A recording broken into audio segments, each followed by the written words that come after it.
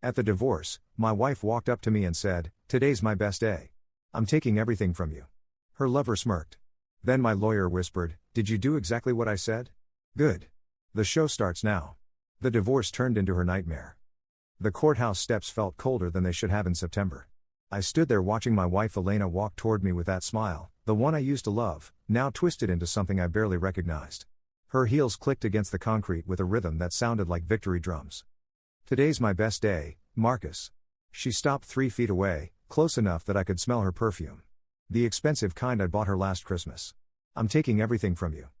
Behind her, Trevor adjusted his silk tie. My former business partner. The man who'd sat at my dinner table dozens of times, who'd shaken my hand while planning to destroy my life. His smirk was subtle, practiced. He wanted me to see it without making a scene. My lawyer, Patricia Chen, touched my elbow. She was a small woman, barely 5'3", but she commanded every room she entered. "Did you do exactly what I said?" Her whisper was barely audible. I nodded once. "Good." Patricia's lips curved slightly. "The show starts now."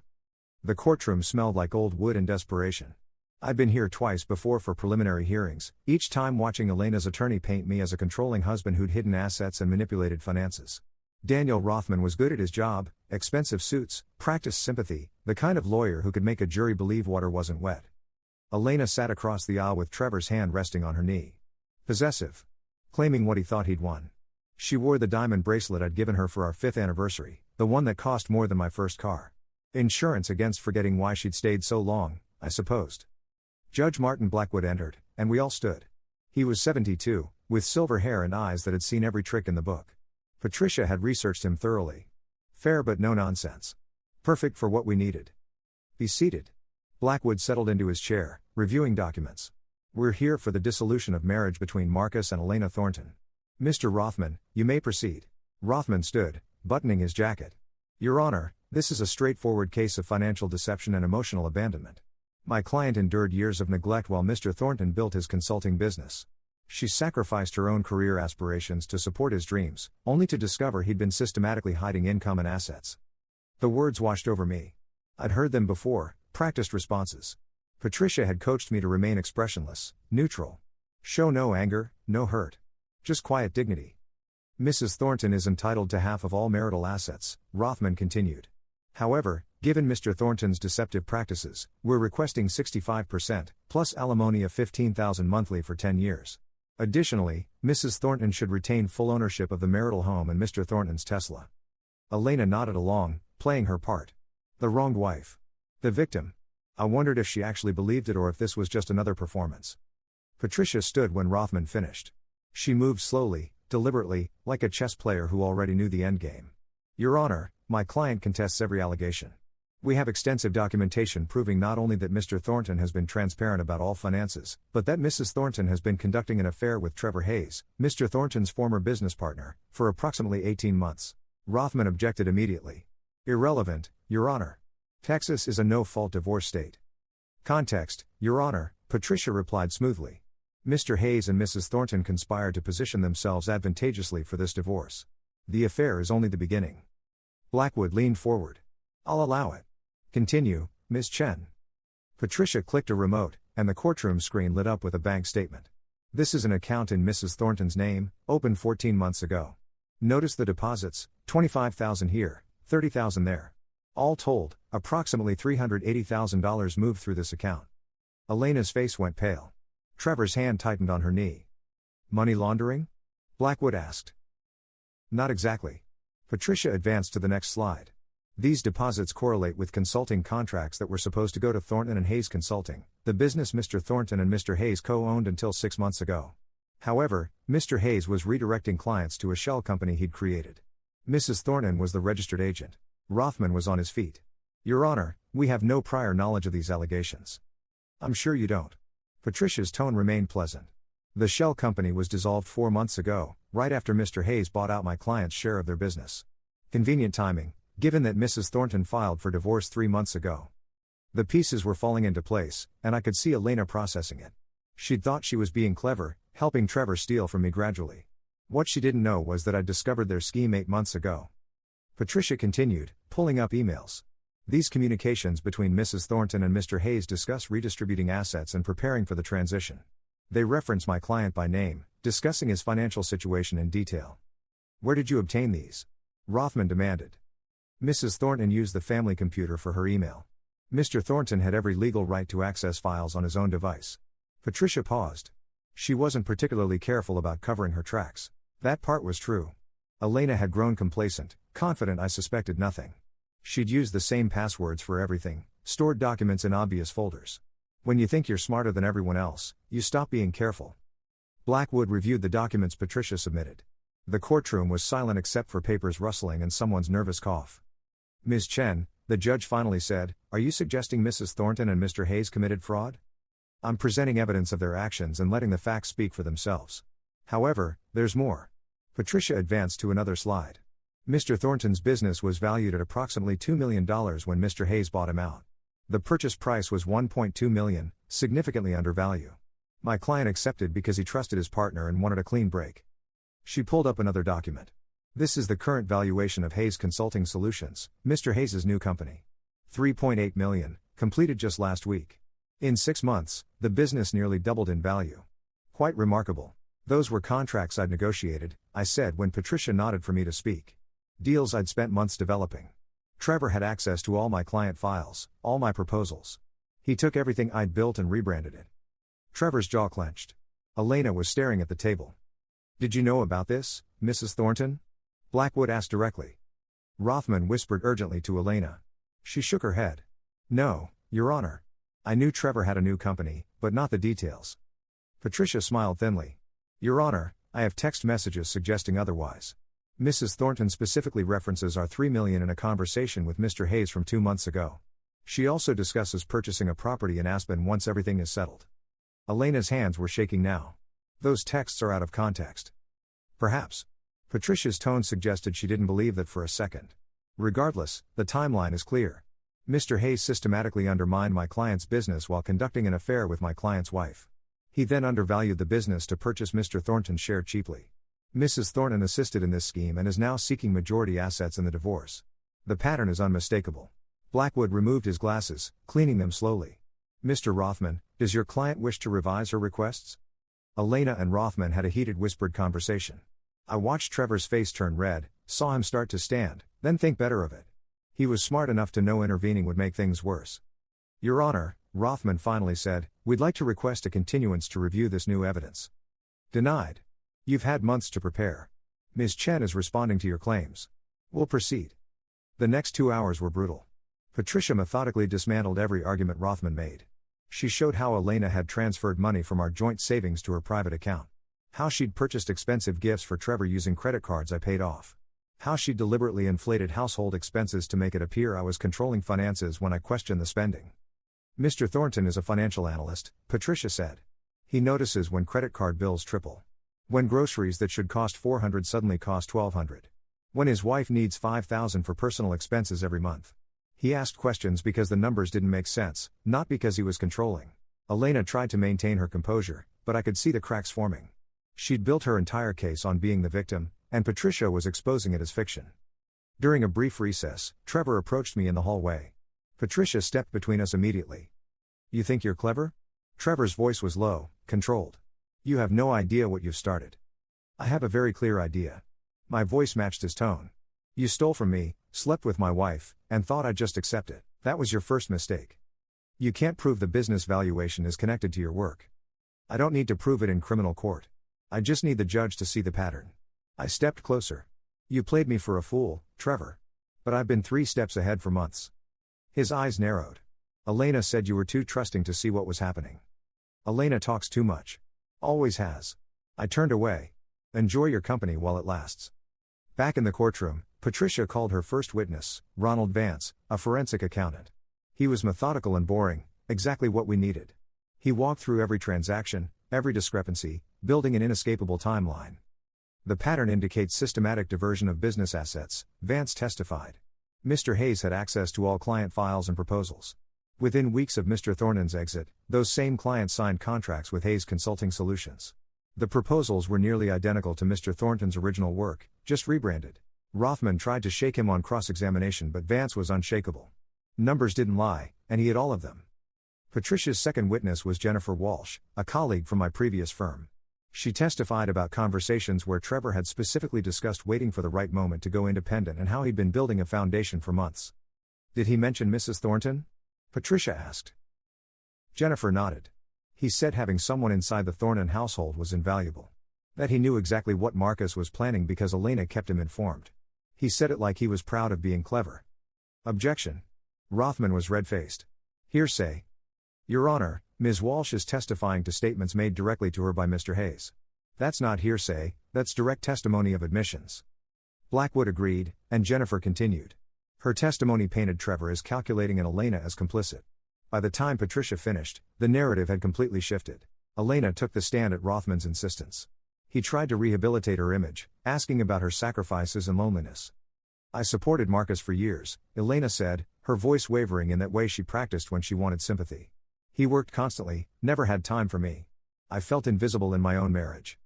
And Mr. Hayes? Rothman prompted. Trevor was kind when Marcus wasn't. He listened. He made me feel valued. She looked at me with wet eyes. I never meant to hurt anyone. Patricia's cross-examination was surgical. Mrs. Thornton, you testified that you felt neglected. How many nights per week was Mr. Thornton home for dinner? Elena hesitated. I don't remember exactly. According to your own calendar entries, which we've subpoenaed, he was home by 6:34 to 5 nights per week. He traveled for business approximately 1 week per month. Does that sound like constant absence? It felt like more. Feelings aren't facts. Let's discuss facts. Patricia pulled up bank statements. You spent $14,000 at luxury spas in the past year. Mr. Thornton never questioned these expenses, correct? He mentioned them. Mentioned or prohibited? Mentioned. You also took 3 trips to Miami with your sister. Mr. Thornton paid for all of them. He even gave you spending money. Correct? Elena's jaw tightened. Yes. So this controlling, absent husband paid for your luxury spa treatments, your girls' trips, your expensive wardrobe, your luxury car lease, and never stopped you from spending? He made me feel guilty about it. How specifically? He'd look at the statements and sigh. The courtroom was silent. Even Rothman looked uncomfortable. Patricia continued, relentless. Mrs. Thornton, when did your affair with Mr. Hayes begin? I don't think. We have security footage from the Belmont Hotel showing you and Mr. Hayes checking in together 18 months ago. We have credit card receipts.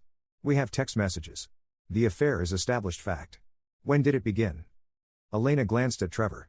About 18 months ago. And when did Mr. Hayes start his new company? I don't know exactly. 14 months ago. Just after your affair began. Coincidence? I wasn't involved in his business decisions. Patricia pulled up emails.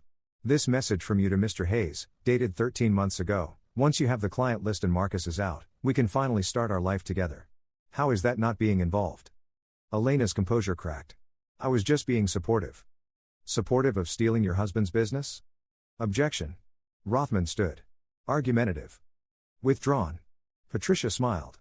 Mrs. Thornton, you opened a private bank account without telling your husband. You helped Mr. Hayes divert business funds. You accessed confidential client information from your husband's home office. You planned this divorce while actively undermining his livelihood. Is that accurate? Elena's silence was answer enough. Patricia turned to the judge. Your Honor, Mrs. Thornton isn't a victim. She's an active participant in a calculated scheme to defraud my client of his business and his assets. We request full dismissal of her claims and award of 60% of all marital assets to Mr. Thornton, plus recovery of the business value Mr. Hayes stole. Blackwood looked at Elena. Mrs. Thornton, I'm ordering a full forensic audit of all accounts connected to you, Mr. Thornton, and Mr. Hayes. If this evidence holds up, you may be facing more than a divorce settlement. I'm referring this case to the district attorney's office for potential fraud charges. Elena went white. Trevor stood abruptly and left the courtroom. Running wouldn't help him, but I understood the impulse. Rothman requested a recess. Blackwood granted 30 minutes. In the hallway, Patricia and I reviewed documents. They're going to try to settle, she said. Elena's terrified of criminal charges. What do you think? I think we have them exactly where we want them. The question is what you want. Punishment or compensation? I'd thought about this for months during sleepless nights. I want what's fair.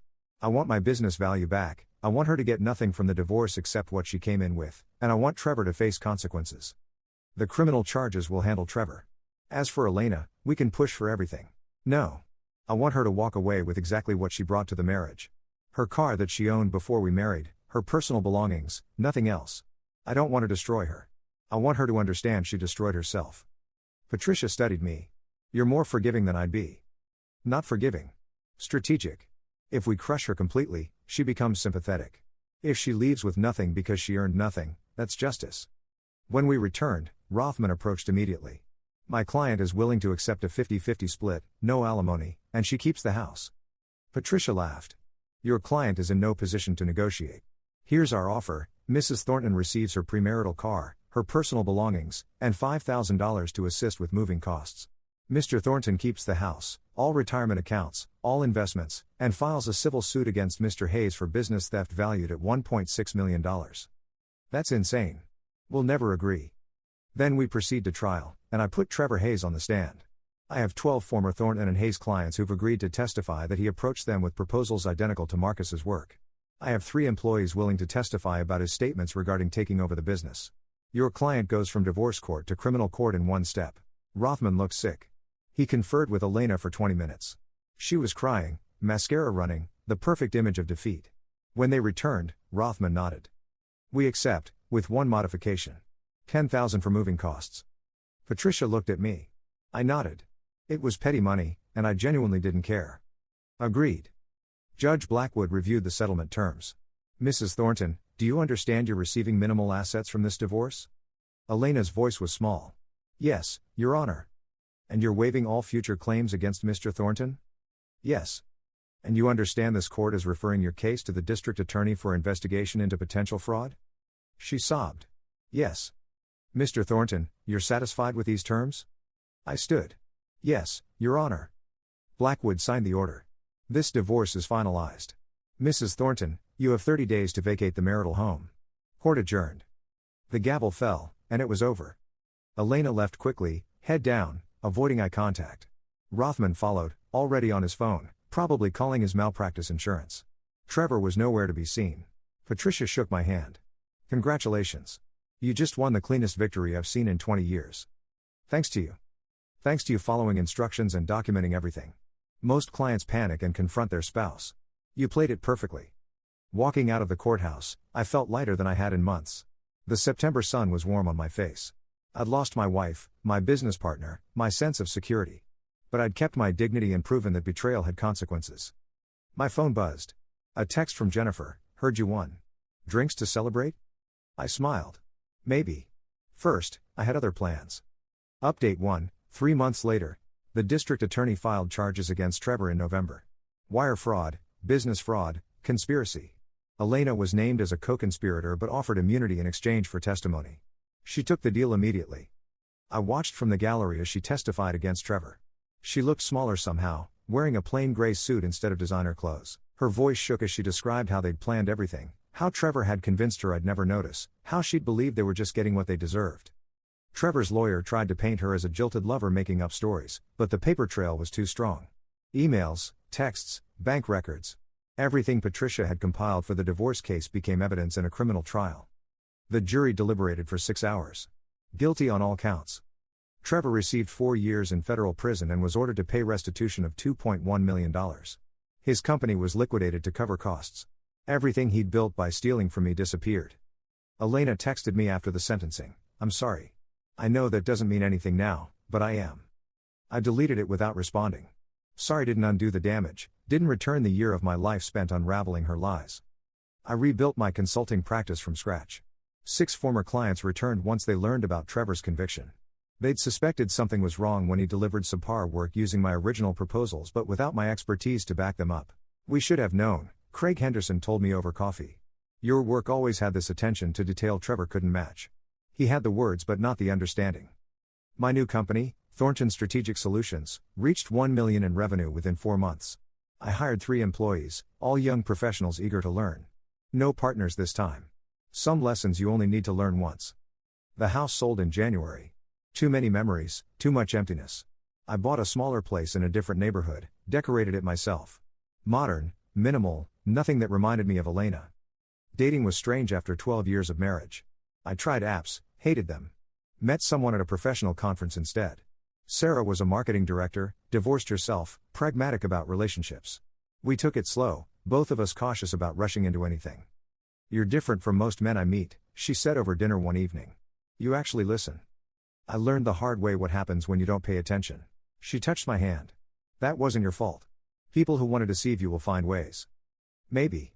But I'd also learned to trust carefully, watch for patterns, verify what people told me. Not paranoia, just awareness. Elena moved to Arizona. Her sister told me she was working retail, living in a small apartment, trying to restart her life. Part of me felt bad for her. The larger part remembered her smile in the courthouse when she'd thought she was taking everything from me. Trevor's appeals were denied.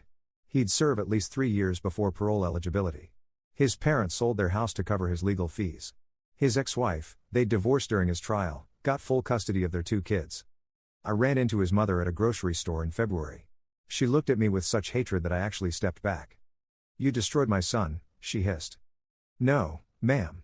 Your son destroyed himself. I just made sure he faced consequences. She wanted to say more, but what could she say? The courts had decided. The evidence was clear. Her son was a thief and a liar, and no amount of maternal love changed that. Patricia sent me a bottle of champagne when my company hit its first million. The card read, "To doing things the right way. Proud to have worked with you." I drank it alone in my new house, thinking about everything that had happened. The betrayal still stung, probably always would. But I'd survived it, rebuilt, moved forward. My younger brother called that night. Mom told me about the business milestone. Congrats, man. Thanks. You doing okay? Like, really okay? I considered the question. Was I okay? I was successful again, financially stable, even dating someone promising. But there was scar tissue that would never fully heal. I'm getting there, I said honestly. Some days are better than others. That's all anyone can ask. Proud of you for how you handled everything. After we hung up, I thought about pride. I'd spent so much energy on revenge, on making sure Elena and Trevor faced justice. Had it been worth it? Yes. Because the alternative was letting them win, teaching them that betrayal had no costs. That good people could be victimized without consequence. But also no, because revenge was cold comfort on lonely nights. Because winning in court didn't erase the year of lies or the moments of self-doubt. Life was complicated like that. Both things could be true. Sarah and I went to the coast for a weekend in March. Walking on the beach, she asked about my marriage. Do you still love her? I thought carefully before answering. I love who I thought she was. The person I married was probably never real. She was playing a part, being who she thought I wanted. When she found someone who wanted different things, she became someone else. That's a sad way to live. Never being yourself. Yeah. I think that's why I can't fully hate her. She's miserable, has been for years probably. I was just too blind to see it. Stop that. Sarah's voice was sharp. You weren't blind. She was dishonest. There's a difference. She was right, but old habits die hard. I still caught myself analyzing every conversation, every decision, looking for signs I'd missed. My therapist said it would take time. Betrayal rewires your brain, Dr. Morrison explained. You're learning to trust again, including trusting yourself. The therapy helped. I went weekly at first, then bi-weekly. Talking through the anger, the hurt, the moments when I still wanted to call Elena and ask why. Why hadn't I been enough? Why had she chosen destruction over honesty? Because people are complicated, Dr. Morrison said. Because she was unhappy and blamed you instead of taking responsibility. Because having an affair was easier than having a hard conversation. I knew all that intellectually. Emotionally, I was still processing. Update 2, 1 year later. Elena reached out in September, exactly 1 year after the divorce was finalized. Her email was short. I know I have no right to ask, but could we talk? Just once. I need to apologize properly. I showed the email to Sarah. We'd been together for 8 months, exclusive for 6. She was moving some of her things into my place, taking it slow but committed. What do you want to do? She asked. I don't know. Part of me wants to hear what she has to say. Part of me thinks it's just reopening wounds. What would you get from it? That was the question. What did I want from Elena now? An apology wouldn't change anything. Understanding why she'd done it wouldn't undo the damage. Closure, maybe. A chance to move forward without wondering. Then do it. But meet somewhere public, and don't go alone. I met Elena at a coffee shop downtown. Sarah waited in her car, ready if I needed her. Elena arrived early, wearing jeans and a plain sweater. No makeup, no jewelry. She looked tired. Thank you for coming, she said when I sat down. You said you wanted to apologize. I do. I am. What I did was unforgivable, Marcus. I knew it was wrong while I was doing it, and I did it anyway. Why? She looked at her coffee cup. Because I was unhappy and too much of a coward to leave honestly. Because Trevor made me feel exciting and important. Because I convinced myself you didn't care, that you were too focused on work to notice me. I asked you repeatedly if you were okay. You always said yes. I know. I lied because telling the truth meant having hard conversations. Meant admitting I'd changed, that I wanted different things. It was easier to blame you than deal with my own issues. I'd wanted this explanation for so long. Now that I had it, it felt hollow. You helped Trevor steal from me. I know. I justified it by telling myself you'd be fine, that you'd rebuild easily because you're smart and talented. I didn't think about the betrayal, about what it would cost you emotionally. I just wanted my happy ending and convinced myself you were the villain standing in the way. Were you ever really happy with me? She was quiet for a long time. Yes. In the beginning. Maybe the first 5 years. Then I don't know what happened. I changed or you changed or we just grew apart. Instead of dealing with it, I started resenting you. Every success you had felt like a reminder of my failures. You never failed, Elena. You chose not to pursue your career. We discussed it together. You said you wanted to focus on other things. I did want that. Then I regretted it and blamed you for supporting my choice. None of it makes sense, I know. I was irrational and selfish. I sipped my coffee, processing. Trevor used you too, you know. You helped him steal my business, and he dropped you the moment things went bad. I know. He was seeing someone else even before the trial. I was just useful, she laughed bitterly. Turns out I'm good at being used. That's not true. Isn't it? I used you for financial security. Trevor used me for information and access. I don't even know who I am when I'm not using or being used. This was darker than I'd expected. Are you okay? Like, genuinely? I'm in therapy. Working retail. Living a very small life. But I'm dealing with my issues instead of running from them. She met my eyes. I'm not asking for forgiveness. I just wanted you to know that I understand what I did. That I take full responsibility. That you deserved so much better. We sat in silence. The coffee shop bustled around us, people living normal lives, unaware of the complexity at our table. I appreciate you saying that, I finally said. I don't forgive you, not yet. Maybe never. But I understand more now. That's fair. I hope you're happy, Marcus. I really do. You deserve happiness. I'm getting there. I have a good business, good people in my life. I'm rebuilding. Good. She stood to leave, then paused. The person you married was real, by the way.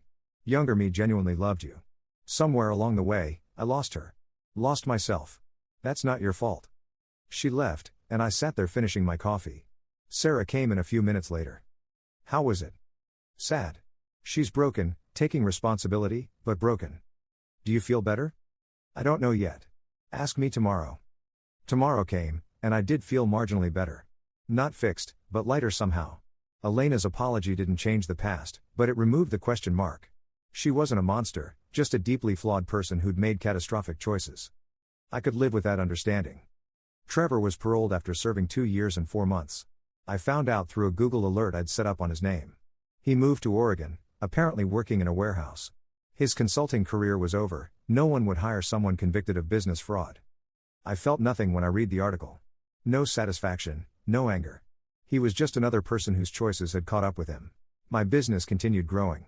Year 2 brought in $2.3 million in revenue. I hired a COO to handle operations while I focused on client relationships and strategy. Melissa was brilliant, organized, everything I needed in a business partner. You're sure about making me partner? She asked when I proposed a profit-sharing agreement. You've earned it. Plus, I trust you. That means a lot, especially given your history. My history taught me that trust has to be earned and verified. You've done both. Sarah and I got engaged in December. No dramatic proposal, just a conversation over dinner about wanting to build a life together. We were both too practical for grand gestures. You're sure about this? I asked. I come with baggage. Everyone our age has baggage. At least yours is unpacked and dealt with. She squeezed my hand. I love you, Marcus. The whole complicated package. The wedding was small, 50 people, backyard ceremony, simple and perfect. Elena wasn't invited, obviously. Trevor was still in Oregon. My past stayed where it belonged. Standing at the altar watching Sarah walk toward me, I thought about the courthouse steps 2 years earlier. Elena's triumphant smile, her certainty that she was destroying me. How wrong she'd been. She'd taken a year of my life, damaged my ability to trust, cost me money and sleep in peace. But she hadn't taken everything. She hadn't taken my resilience, my ability to rebuild, my capacity for happiness. I'd survived the worst betrayal I could imagine and come out stronger. Not unchanged, that would be impossible. But better in some ways. More careful, more aware, more appreciative of genuine connections. Sarah reached the altar, took my hands, smiled. This was different from my first wedding. No grand promises about forever, just honest commitment to trying, to being present, to choosing each other daily. Ready? The minister asked. I looked at Sarah, thought about everything that had brought me here, and smiled. Yeah. I'm ready. The reception was joyful. My brother gave a toast about resilience. Patricia attended with her husband, gave me a knowing nod. Melissa promised to keep the business running while I was on honeymoon. Late in the evening, I found a quiet moment on the back deck. The party continued inside, music and laughter drifting through windows. Sarah joined me, resting her head on my shoulder. Happy? She asked. Very. No regrets about how we got here? I considered it honestly. Regrets about what happened, sure. But not about where it led me. I wouldn't be here, with you, if my first marriage hadn't imploded. Silver linings in tragedy. Something like that. We stood there watching stars, two people who'd found each other after their worlds fell apart. It wasn't the story I'd planned, but it was real and honest and mine. Inside, someone called for the bride and groom. We went back to the party, to our friends and family, to the life we were building together. The past was finally past. The future was uncertain but promising. And I was genuinely, surprisingly happy. 3 years later, final reflection. They say the best revenge is living well. I used to think that was just something people said to make themselves feel better about not getting even. Now I understand it differently. Elena and Trevor didn't just take my business and my marriage. They took my ability to trust easily, my optimistic view of people, my certainty about my own judgment. Those losses hurt worse than any financial damage. But they also forced me to rebuild from nothing. To create a better business with better practices. To choose a partner based on genuine connection rather than who I thought I should marry. To value honesty and transparency in ways I'd taken for granted before. My company now employs 18 people. We're profitable, growing, built on principles of integrity I'd always believed in but never truly tested. When you've seen what happens when those principles are violated, you protect them fiercely. Sarah and I just had our first child, a daughter we named Grace. Holding her in the hospital, I thought about the family I'd imagined with Elena. That version of my life would have been built on lies and resentment, probably destined to crumble eventually. This version, born from destruction and rebuilt with care, feels solid in ways my first marriage never did. Because we chose each other knowing the worst could happen. We built our relationship on truth, even when truth was uncomfortable. I saw Elena's sister at a grocery store last month. She told me Elena was engaged, seemed happy, working as an office manager. I was genuinely glad to hear it. Not because I forgave her, forgiveness is complicated and ongoing, but because her continued misery wouldn't have made my life better. Trevor finished parole. I know because he sent a letter apologizing and asking if I'd be willing to give him a reference. I didn't respond.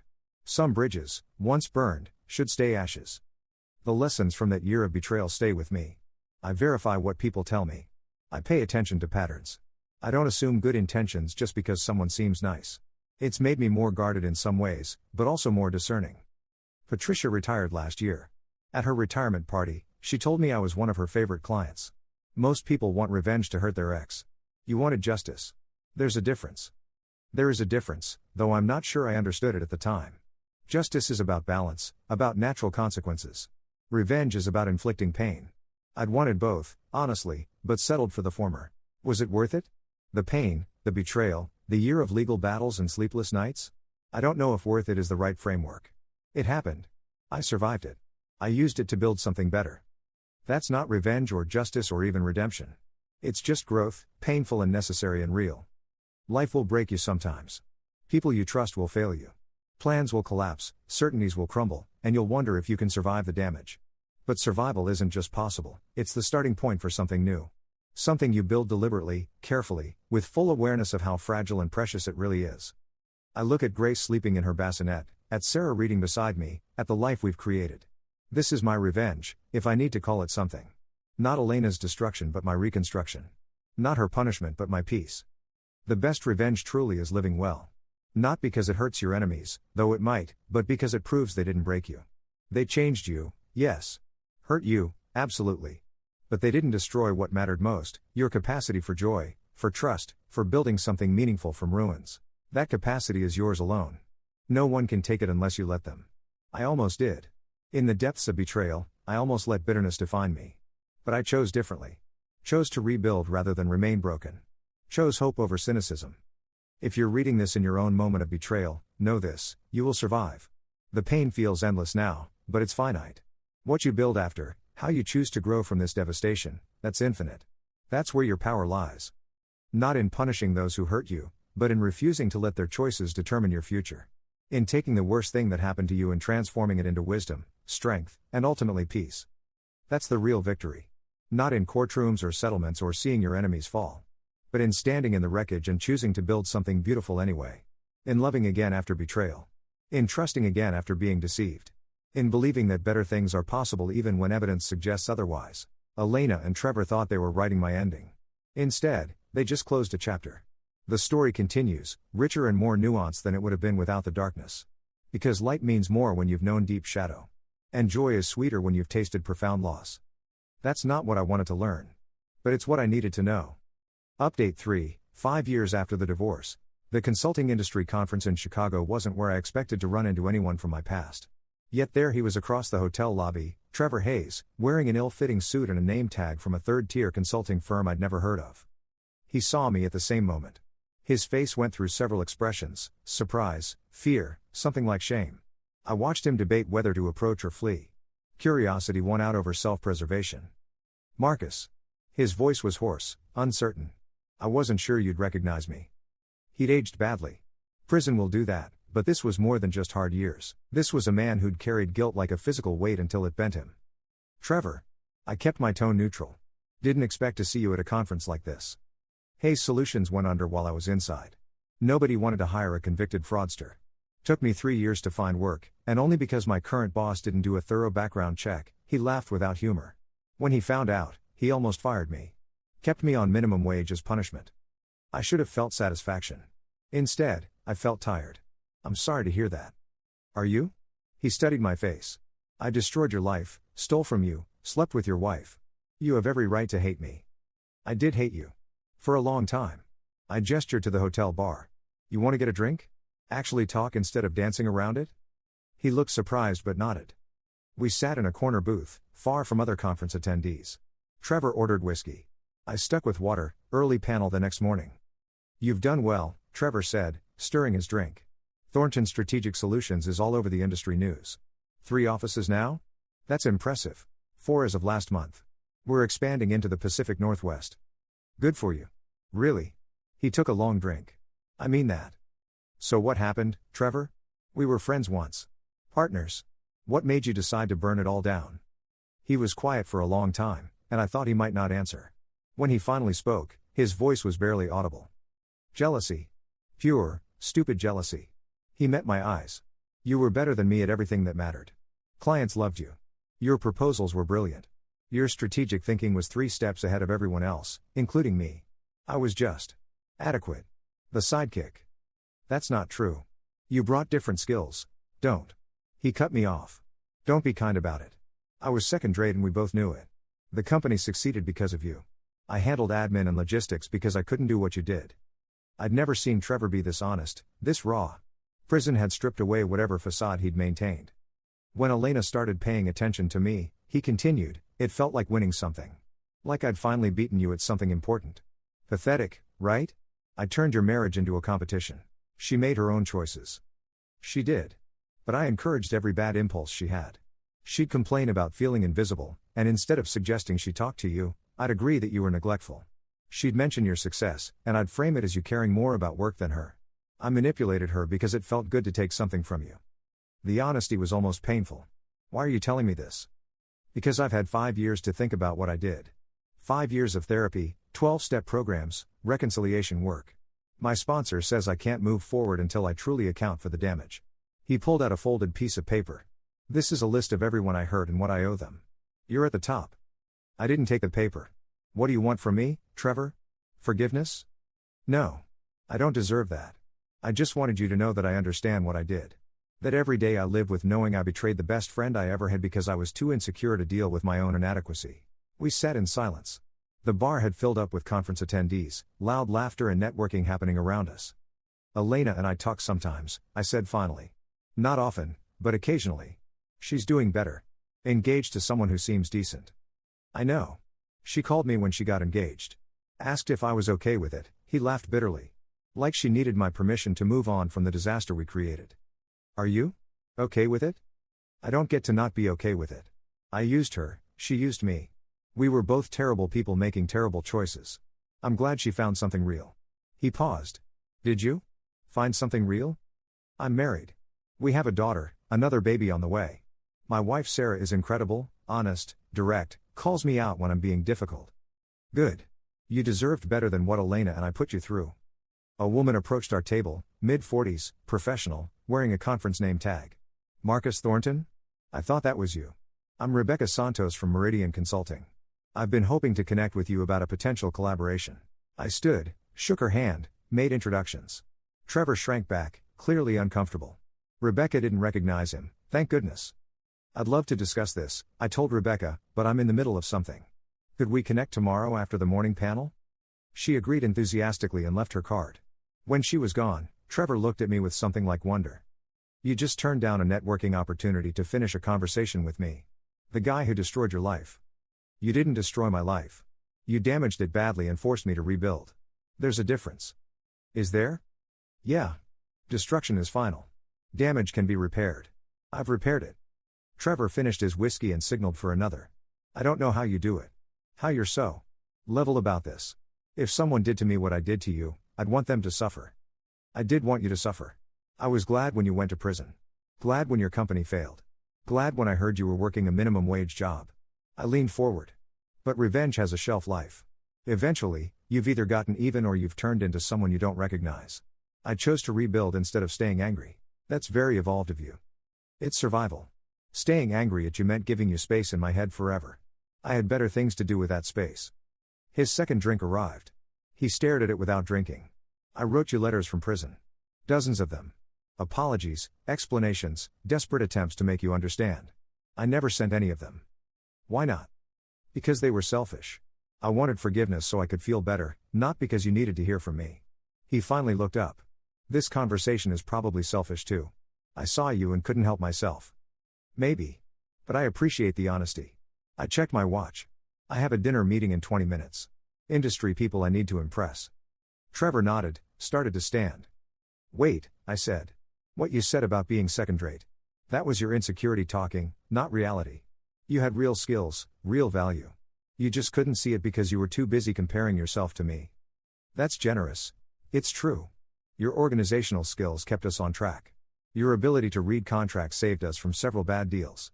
Your rapport with support staff meant our office ran smoothly. You weren't me, but you didn't need to be.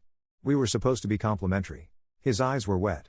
I threw away a genuine partnership because I couldn't appreciate what I had. Yeah. You did. I stood, dropped cash on the table for both our drinks. But you're still here. Still working in the industry despite everything. That takes resilience. Or stupidity. Maybe both. I extended my hand. I hope you figure out whatever you need to figure out, Trevor. I really do. He shook my hand, holding it perhaps a moment too long. Thank you. For not spitting in my face.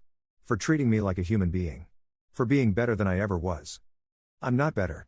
I just made different choices when life got hard. Walking away, I felt lighter somehow.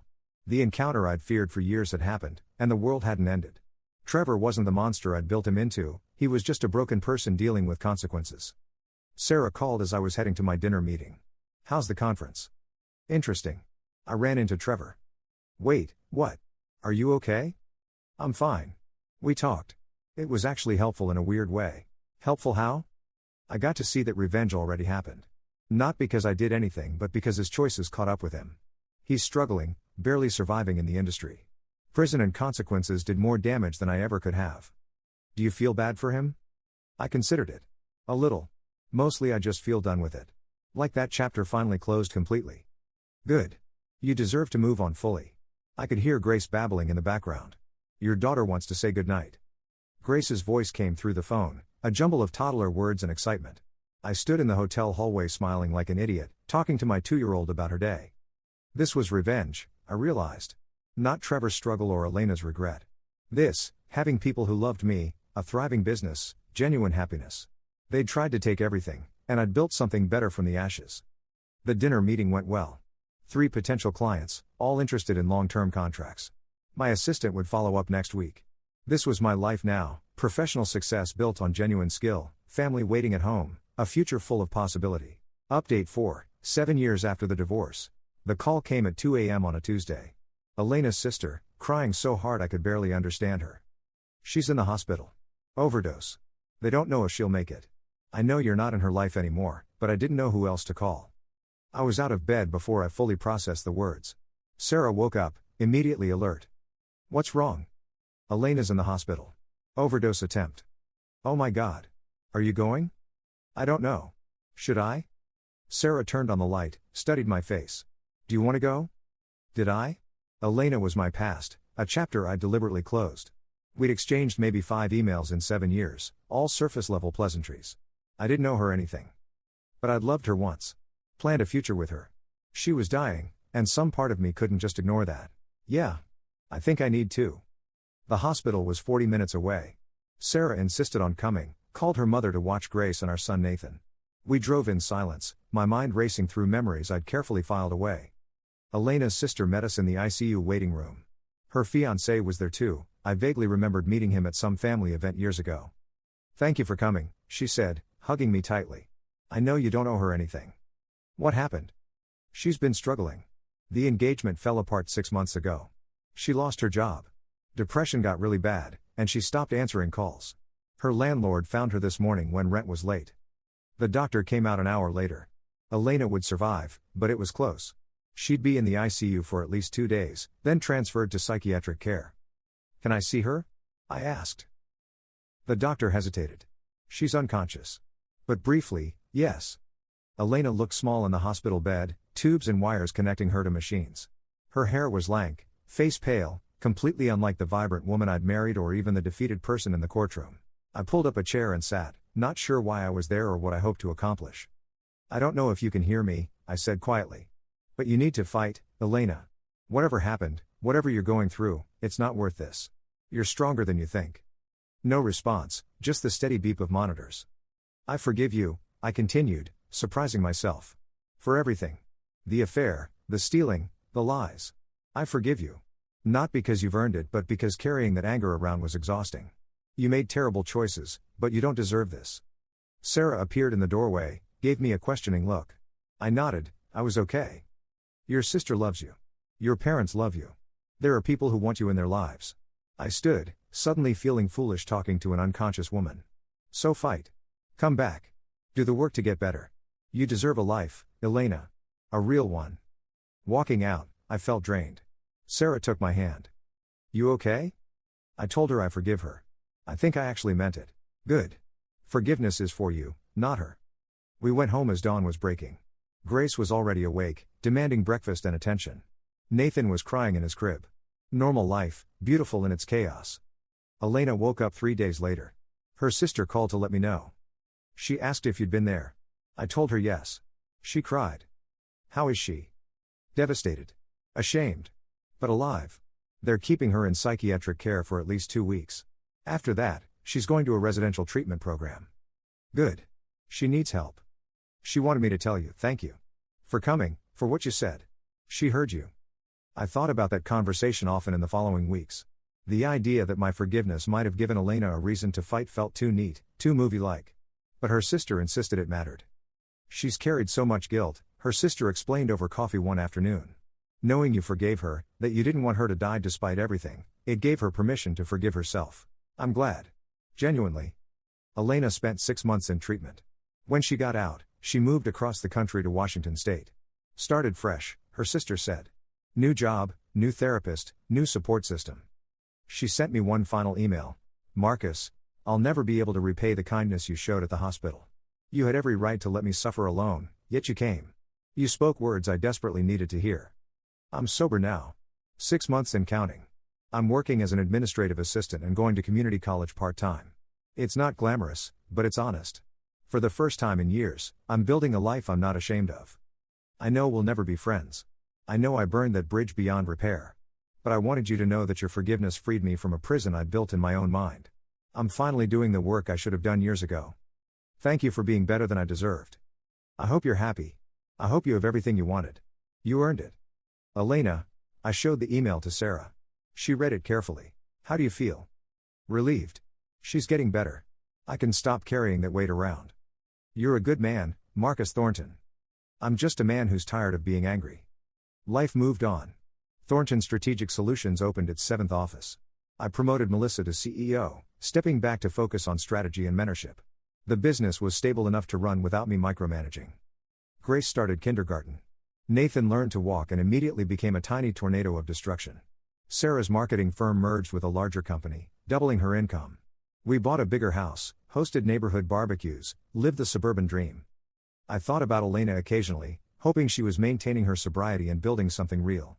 I thought about Trevor less frequently. He'd moved to Seattle, working for a small firm, rebuilding his reputation one honest day at a time. My past wasn't erased, but it had faded to sepia tones. Important for context but no longer defining my present.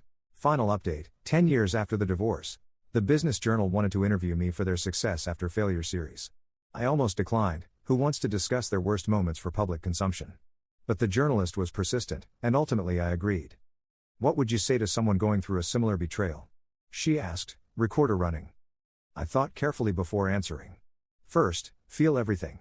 Don't minimize the pain or pretend you're fine. Betrayal destroys your ability to trust your own judgment, and that's devastating. Let yourself grieve. And then? Document everything.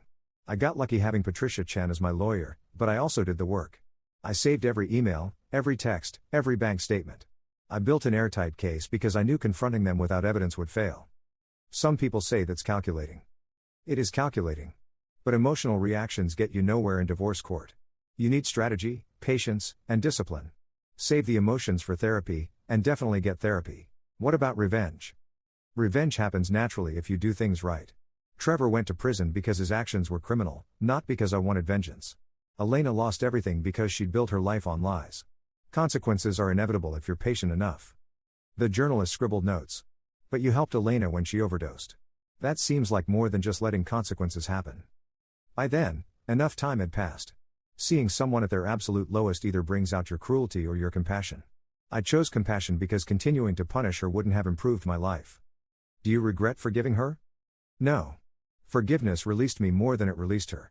I stopped waking up angry. Stopped checking on what she was doing. Stopped caring about whether she was suffering. That freedom was worth more than any revenge. The article ran 2 months later. I came across well, apparently, wise and measured. My business got inquiries from people who'd read the piece and wanted to work with someone who'd overcome adversity. One email stood out. Mr. Thornton, I read your interview about rebuilding after betrayal. I'm currently going through a divorce where my husband and his business partner stole from me. Your story gave me hope that I can survive this. Would you be willing to speak with me? I don't need legal advice, just perspective from someone who's been there. Jennifer Morrison. I forwarded it to Sarah. Should I respond? Do you want to? I think so. If my experience helps someone else, that feels worthwhile. Jennifer and I spoke for an hour.